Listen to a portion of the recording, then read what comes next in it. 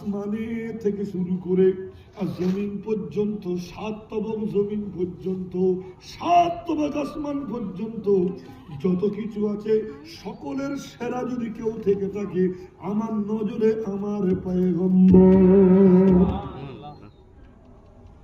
আমার নবী যদি কোনো ফয়সালা করে দেয় আমি উমার সেই ফয়সালা বিরোধিতা করব। আমার একটা পশম পর্যন্ত অন্যায় করবে না। নবীজি যা বলবে তাই করতে হবে।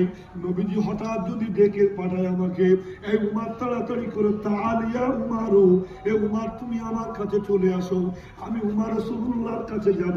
রাসূল বলবে উমার ওইখানে কিছু কাঠ আছে, আগুন লাগিয়ে দাও।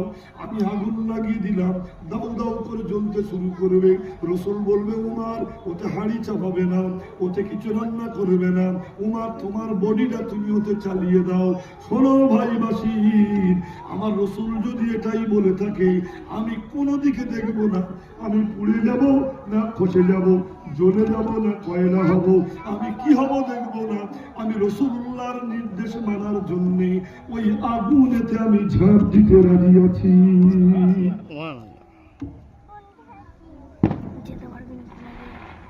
তুমি সেই রসুলের একটা করে দেওয়া ফয়সালা মেনে নিতে পারলে না, আবার তুমি আমার কাছে এসে বলছো আমি মুসলমান, আমি আল্লাহ মানি, আমি রসুল মানি, আমি নবী মানি। কথাটা ভালো করে শোনেন, ঘটনা শোনো না হয়।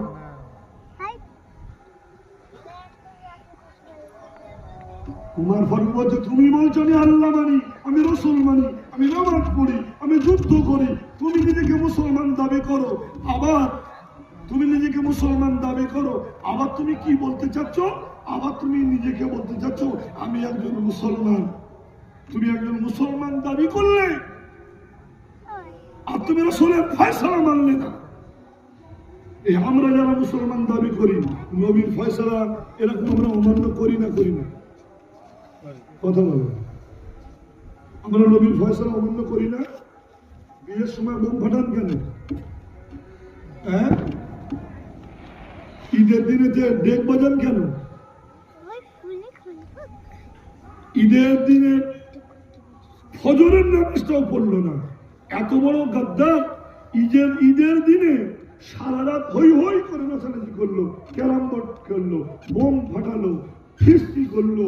একবার গরু ছাগল ভেড়া যেমন অনেকদিন না খেয়ে থাকবে, মাঠে ছেড়ে দিলে যেন একদম ঘাস গোড়া থেকে খেয়ে নেয়, ঠিক ওই রকম পেট ভরে অনার ভরে খেলো।